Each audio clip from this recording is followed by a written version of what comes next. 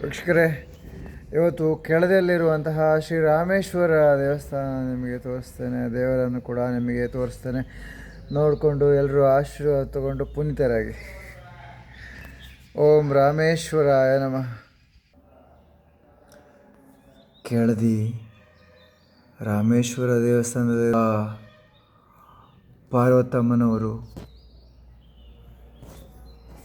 ಎಲ್ಲರೂ ಹೇಳಿ, ಪಾರ್ವತಿ ದೇವಿಗೆ ನಮಸ್ಕಾರ, ಪಾರ್ವತಿ ದೇವಿಗೆ ನಮಸ್ಕಾರ, ಪಾರ್ವತಿ ದೇವಿಗೆ ನಮಸ್ಕಾರ, ಪಾರ್ವತಿ ದೇವಿಗೆ ನಮಸ್ಕಾರ.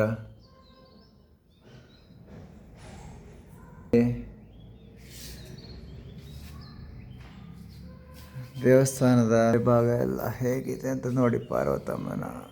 ಪಾರ್ವತಿ ದೇವರ ದೇವಸ್ಥಾನ.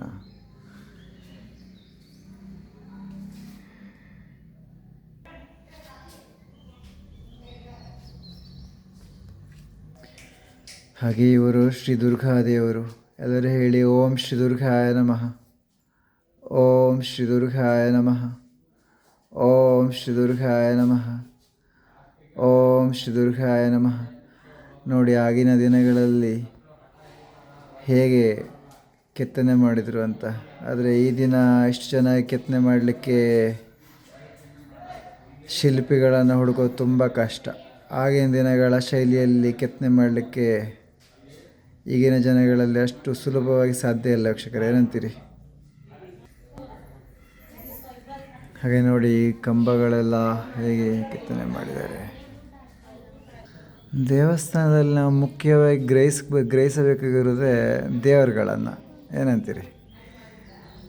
ದೇವರುಗಳನ್ನು ಗ್ರಹಿಸಿ ಆಮೇಲೆ ದೇವರ ನಾಮಸ್ಮರಣೆ ಮಾಡ್ತಕೊಳ್ಳೋದು. ಎಲ್ಲರೂ ಹೇಳಿ, ಓಂ ರಾಮೇಶ್ವರಾಯ ನಮಃ, ಓಂ ರಾಮೇಶ್ವರಾಯ ನಮಃ, ಓಂ ರಾಮೇಶ್ವರಾಯ ನಮಃ, ಓಂ ರಾಮೇಶ್ವರಾಯ ನಮಃ, ಓಂ ರಾಮೇಶ್ವರಾಯ ನಮಃ.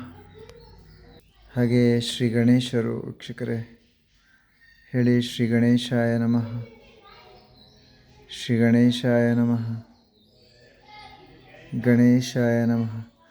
ಅಲ್ಲಿ ನೋಡಿ, ಅಲ್ಲಿ ಪಟ್ಟೆನ ಮತ್ತು ಹಾವನ್ನೆಲ್ಲ ಹೇಗೆ ಕೆತ್ತನೆ ಮಾಡಿದ್ದಾರೆ ಅಂತ ನೋಡಿ. ಹೊಟ್ಟೆಗೆ ಒಂದು ಹಾವು ಸುತ್ತಕೊಂಡು ಹೆಡೆ ಎತ್ತಿರುವಂಥದ್ದು, ಇದೆಲ್ಲ ಎಷ್ಟು ಚೆನ್ನಾಗಿ ಕೆತ್ತನೆ ಮಾಡಿದ್ದಾರೆ ಅಂತ ವೀಕ್ಷಕರೇ, ಅಲ್ವಾ?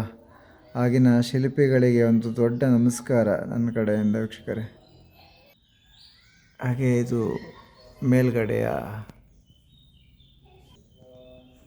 ಮೇಲ್ಗಡೆಯ ಒಂದು ಭಾಗ ಕೆತ್ತನೆ ಮಾಡಿರುವಂಥದ್ದು.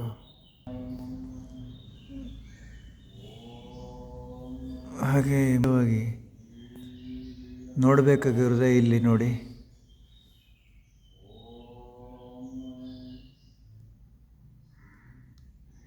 ಈ 7 ಹೆಡೆಯ ಒಂದು ವಿಷ್ಣು ಸರ್ಪವನ್ನು ಹೇಗೆ ಕೆತ್ತನೆ ಮಾಡಿ ಎಷ್ಟು ಸುತ್ತಕೊಂಡಿದೆ ನೋಡಿ. ಅದು ಬಾಲವನ್ನು, ಅದನ್ನೆಲ್ಲ ಎಷ್ಟು ಚೆನ್ನಾಗಿ ಕೆತ್ತನೆ ಮಾಡಿದ್ದಾರೆ ವೀಕ್ಷಕರೇ.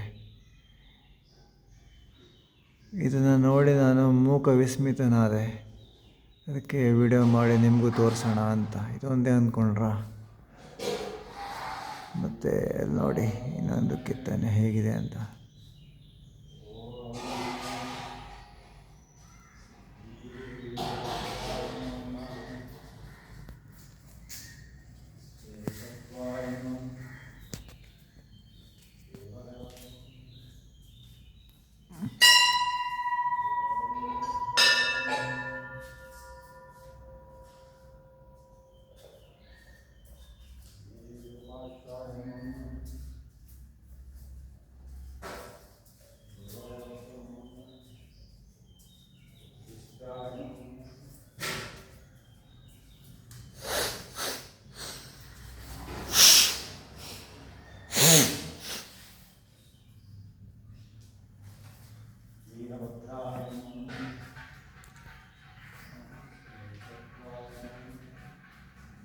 ಹಾಗೆ ನೋಡಿ, ಇವರು ಆದಿಶೇಷ.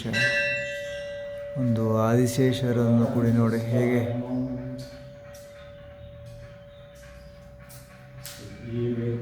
ಎಷ್ಟು ಚೆನ್ನಾಗಿ ಕೆತ್ತನೆ ಮಾಡಿದರೆ. ಶಿಲ್ಪಿಯವರಿಗೆ ಒಂದು ನಮಸ್ಕಾರ ಹೇಳಿ ವೀಕ್ಷಕರೇ.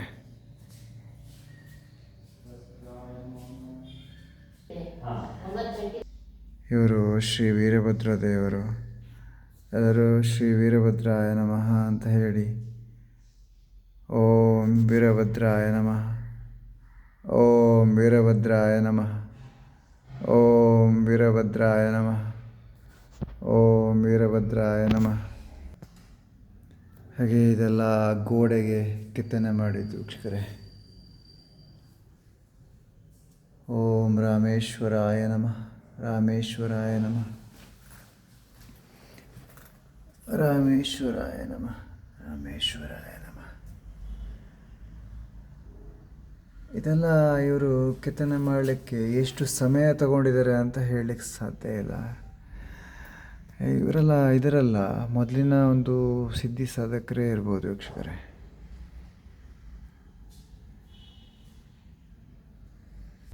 ಹಾಗೆ ವೀರಭದ್ರ ಗುಡಿ ಮುಂದೆ ಶ್ರೀ ಗಣೇಶರು.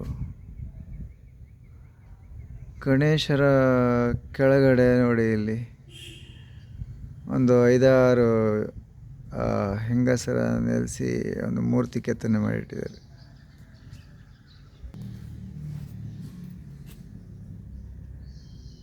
ಓಂ ರಾಮೇಶ್ವರಾಯ ನಮಃ, ರಾಮೇಶ್ವರಾಯ ನಮಃ, ರಾಮೇಶ್ವರಾಯ ನಮಃ, ರಾಮೇಶ್ವರಾಯ ನಮಃ.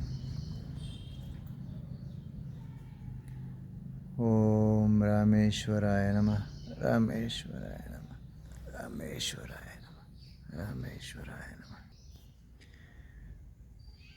ಓಂ ರಾಮೇಶ್ವರಾಯ ನಮಃ. ಹಾಗೆ ಈಗ ಒಂದು ರಾಮೇಶ್ವರರ ದೇವಸ್ಥಾನವನ್ನು ಒಂದು ರೌಂಡ್ ಹಾಕೋಣ ಈಗ.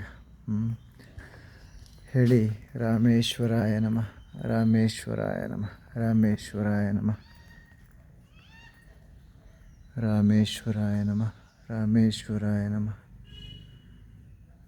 ಓಂ ರಾಮೇಶ್ವರಾಯ ನಮಃ.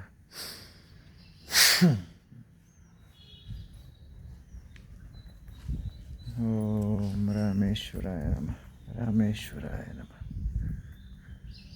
ರಾಮೇಶ್ವರಾಯ ನಮಃ, ರಾಮೇಶ್ವರಾಯ ನಮಃ. ಓಂ ರಾಮೇಶ್ವರಾಯ ನಮಃ, ರಾಮೇಶ್ವರಾಯ ನಮಃ, ರಾಮೇಶ್ವರಾಯ ನಮಃ, ರಾಮೇಶ್ವರಾಯ ನಮಃ, ರಾಮೇಶ್ವರಾಯ ನಮಃ.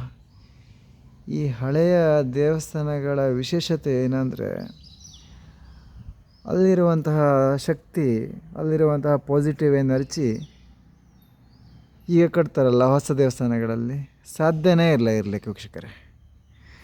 ಈ ಹಳೆಯ ದೇವಸ್ಥಾನಗಳ ಒಳಗೆ ಕಾಲು ಇಡ್ತಿದ್ದಂಗೆ ವೈಬ್ರೇಷನ್ ಶುರುವಾಗುತ್ತೆ, ದೈವಶಕ್ತಿ ಪವರ್ ಅಷ್ಟು. ಹಾಗೆ ಆಗಿನ ದಿನಗಳಲ್ಲಿ ಕೆತ್ತನೆ ಮಾಡಿದಂತಹ ನಾಗರ, ಜೋಡು ನಾಗರ, ಹಾಗೆ ಇನ್ನಿತರ ದೇವರ ಮೂರ್ತಿಗಳನ್ನು ನೋಡಿ ಆಶೀರ್ವಾದ ಪಡೆಯಿರಿ ವೀಕ್ಷಕರೇ. ಹಾಗೆ ಇಲ್ಲಿ ನಂದಿ ಇದ್ದಾರೆ.